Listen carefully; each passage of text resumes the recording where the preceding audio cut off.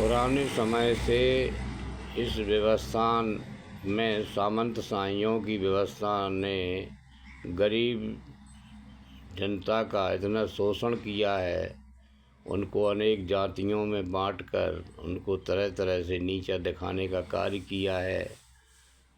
उनको उनके घरों में किवाड़ नहीं लग सकते, वो ऊंची आसन पर नहीं बैठ सकते, वो बड़ों के सामने खड़े नहीं हो सकते, उनकी परछाई उनके ऊपर नहीं पड़नी चाहिए। यहाँ तक कि उदाहरण मिलते हैं कि उनके गले में हांडी और पीछे झाड़ू बांध दी गई थी ताकि उनके पदचिन्ह मिट जाएं। उनको निकलने के लिए प्रतिबंध लगा देते थे।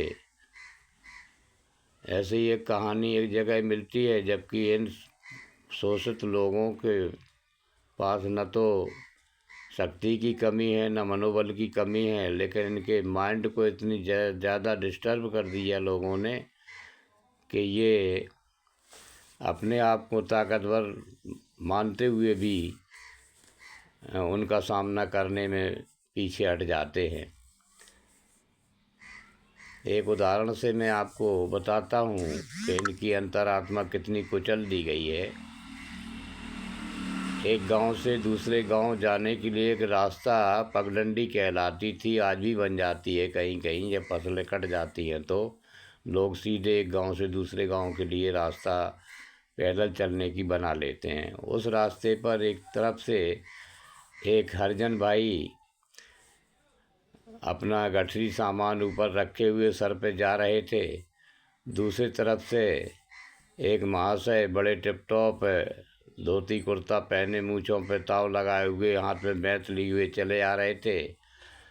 वहाँ आने पर आमना सामना जब रास्ते में हो गया तो पगडंडी तो उतनी होती है कि एक ही आदमी निकल पाएगा, एक को तो किनारा करना ही पड़ेगा। तो उसमें उनमें आपस में झगड़ा होने लगा। झगड़े में ये हुआ कि उसने जो गठरी रखे था उसने गठरी अपनी उतार के नीचे रख दी और उनको नीचे पटक करके बहुत मारा पीटा कर लेके तगड़े से। अब वो नीचे पड़े पड़े पूछ रहा है उससे कि भाई को तुम कहाँ के रहने वाले, कौन हो? कि हम फलाने गांव के हरिजन हैं। अच्छा, तुम्हारी इतनी हिम्मत, तुम मुझे नहीं जानते?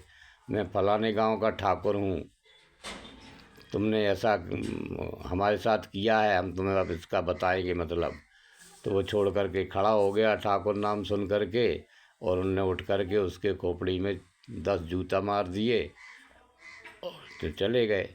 तो इस तरह की अंतरात्माएं लोगों की कुचल दी गई हैं कि ये अपने टकराने